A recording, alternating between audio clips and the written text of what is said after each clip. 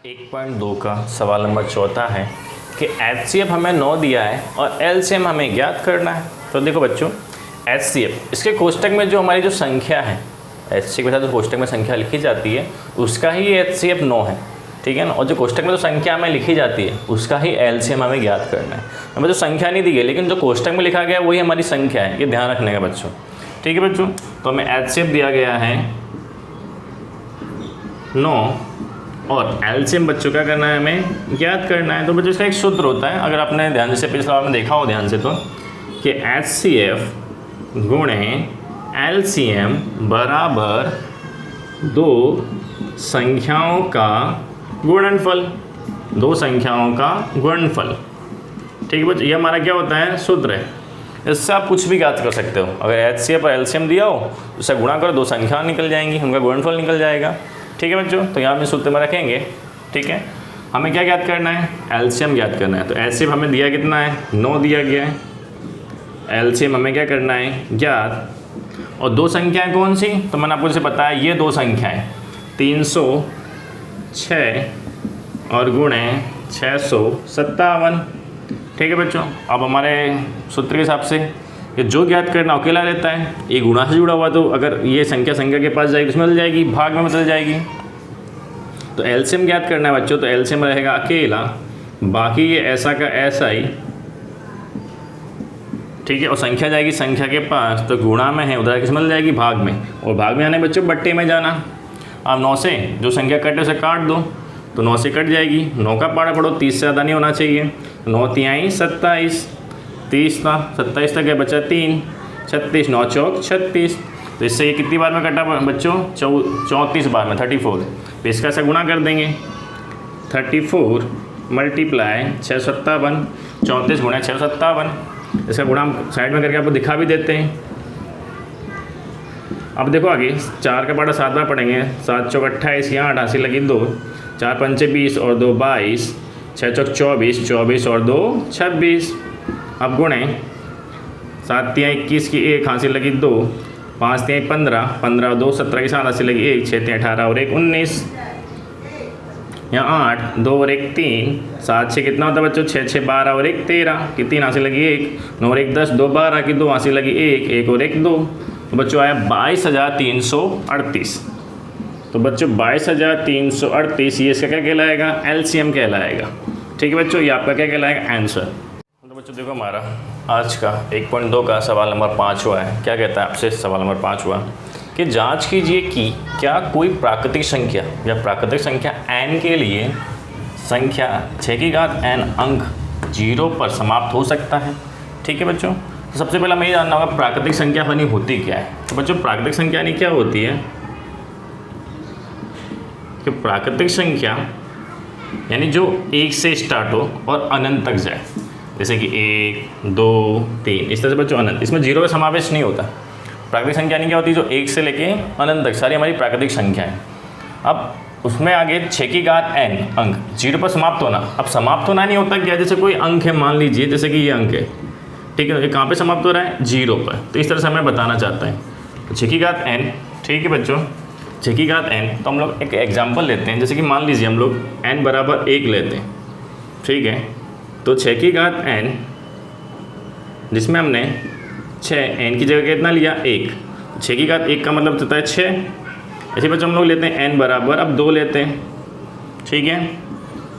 तो 6, अब n की जगह कितना लेते हैं हम लोग, 2 लेते हैं। तो 6 की घात 2, ठीक है, 2 का मतलब होता है 6 गुणे 6।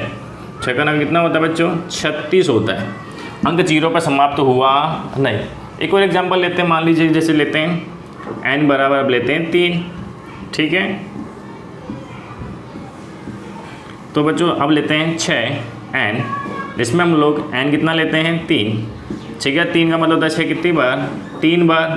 तो 6 का घन कितना होता है बच्चों, 216 होता है।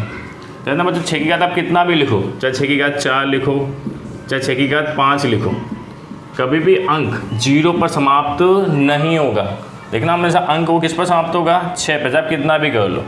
तो ऐसा हम कह सकते हैं कि 6 की घात n का, ठीक है, अंक, अंतिम अंक, कौन सा अंक, अंतिम जो होता है अंक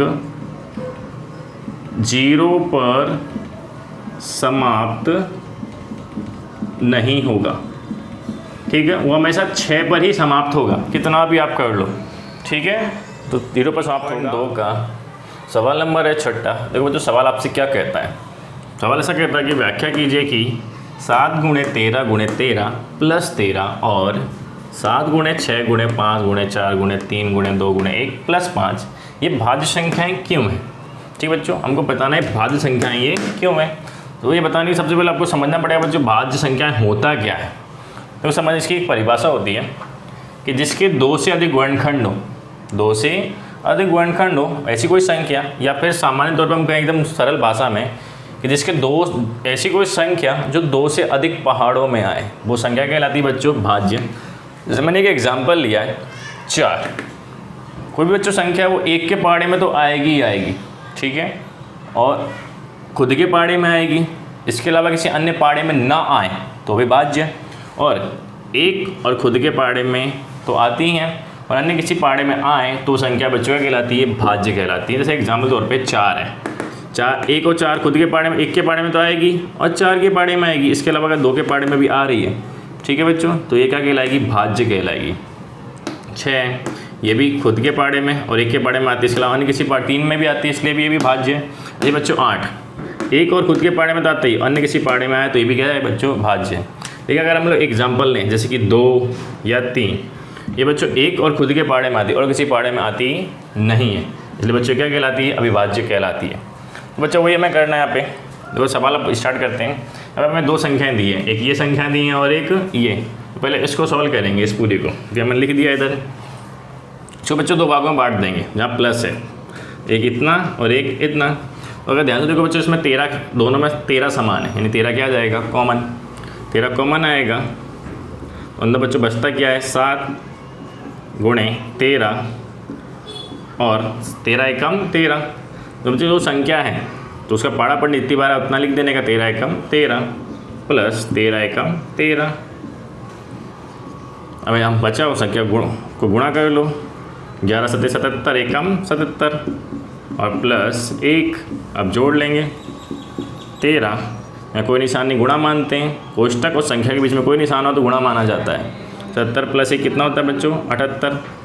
ठीक है बच्चों, अब यहाँ पे ध्यान से देखो तो ये जो संख्या थी इसके 2 तो गुणनखंड हो गई और ये संख्या 1 के पहाड़े में तो आएगी आएगी, यानी हम ऐसा बोल सकते हैं 1 के पहाड़े में तो आएगी, यानी 2 से अधिक गुणनखंड हो गए।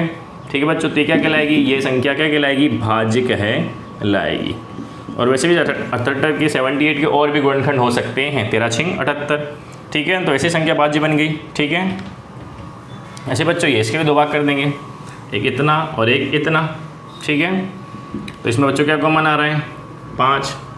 तो 5 कॉमन आएगा तो बचा कितना, 7 × 6 5 एकम 5 × 4 × 3 × 2 एकम 2 और +5 एकम 5। ठीक है बच्चों, उसका इसका गुणा कर देंगे, 7 × 6 = 42 42 एकम 42 और गुणे 4 × 3 = 12 12 दूनी 24 और +1। ऐसे गुणा कर देंगे 42 × 24 तो 42 × 24, 4 दूनी 8 4 चौक 16 गुणे 2 दूनी 4 2 चौक 8, फिर 8 6 4 10 की 0 80 लगी 1 8 1 9 और 1 10। कितना है बच्चों, 1008 आया। 1008 + 1 5, इसमें जोड़ेंगे बच्चों आएगा तो 1009 आएगा। ठीक, कोई निशानी क्या मानते हैं, गुणा मानते हैं। ठीक है, तो ये जो संख्या थी इसके 2 तो गुणनखंड हैं ही। ठीक है ना, और मैंने कहा था आपको ये 1 के पहाड़े में तो आएगी आएगी, यानी 2 से अधिक गुणनखंड हो गए तो ये बच्चों भी क्या कहलाएगी, भाज्य ही कहलाएगी। कारण क्या है, क्योंकि इससे 2 से अधिक गुणनखंड हैं, तो कोई भी संख्या तो 1 के पहाड़े में तो आती ही है। ध्यान से सुनना बच्चों, क्या करना है, हमें किसी खेल के मैदान के चारों ओर एक वृत्ताकार पथ है। ठीक है बच्चों, देखिए खेल का एक मैदान है। ठीक है, ये मैदान है, इसके चारों ओर क्या है, ये पथ है। क्या है, ये एक रास्ता है। ठीक है ना, पथ यानी रास्ता। अब इस मैदान का एक चक्कर लगाने में सोनिया को 18 मिनट, ठीक है बच्चों, सोनिया कितना मिनट लगता है, 18 मिनट लगते हैं। जबकि इसी मैदान का एक चक्कर लगाने में रवि को लगते हैं 12 मिनट। कितने बच्चे लगते हैं, 12 मिनट लगते हैं। तो मान लीजिए कि वे दोनों एक ही स्थान और एक ही समय पर चलना प्रारंभ करके एक ही दिशा में चलते हैं, और तो कितने समय बाद वे पुनः प्रारंभ में मिलेंगे। ठीक है बच्चों, तो जैसे कि मान लो यहाँ से दोनों चलना प्रारंभ करते हैं, ठीक है ना, एक 18 मिनट में पहुँचता है और एक 12 मिनट में पहुँचता है, तो चलना प्रारंभ करेंगे और पुनः चलते रहेंगे और एक ही स्थान वापस कब मिलेंगे वो हमें ज्ञात करना है। तो इस तरह के सवाल बच्चों हमेशा एलसीएम ज्ञात करते हैं। ठीक है, तो हमें ज्ञात करना है 18 और 12 का ज्ञात करना है हमें एलसीएम, 18 और 12 का। सबसे पहले बच्चों क्या करेंगे, इसके गुणनखंड करेंगे पहले 18 के। तो 18 गुणनखंड करेंगे तो सबसे पहले जाएगा 2 के पाड़े में। 2 के पाड़े में कितनी बार में आता है, 9 बार में। फिर 9 किसके पाड़े में आता है बच्चों, 3 के पाड़े में। 3 के पाड़े में आता है 3 बार में। फिर 3 किसके पाड़े में आता है, खुद 3 के पाड़े में एक आ गया। तो बच्चों इसके गुणनखंड है।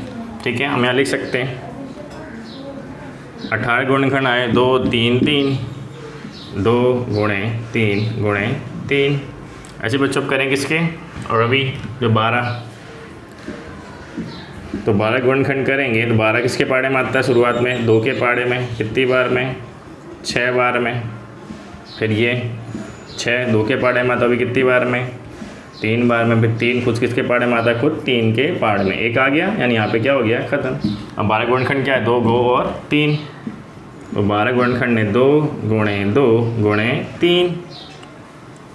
अब बच्चों उसमें क्या आपने क्या याद करना है, एलसीएम, वो भी किसका, 18 और 12 का। तो जैसे मैंने बताया बच्चों, तो सेम मिले उसे एक ही बार लिखते हैं, बाकी सब संख्या में लिख लेते हैं। तो बच्चों इसमें सेम हमें क्या मिल रही है, ये 2 और ये 2 मिल रही है, और ये 3 और ये 3 मिल रही है। तो इसे कितनी बार लिखेंगे, सिर्फ एक बार, और बाकी को भी लिख लिया जाएगा। तो 2 मिल रही है उसे एक ही बार लिखेंगे, और ये 3 मिल रही है उसे भी एक बार लिखेंगे, और बाकी सब संख्याओं को भी लिख लेंगे, 2 गुणे 3। ठीक है, लिख दिया यहाँ पे। अब गुणा कर देंगे, 2 3 6, 6 दूनी 12 और 12 3 36। तो बच्चों 36 मिनट बाद वो एक दूसरे से क्या हो जाएंगे, मिल जाएंगे। 36 मिनट के बाद वो एक दूसरे को मिल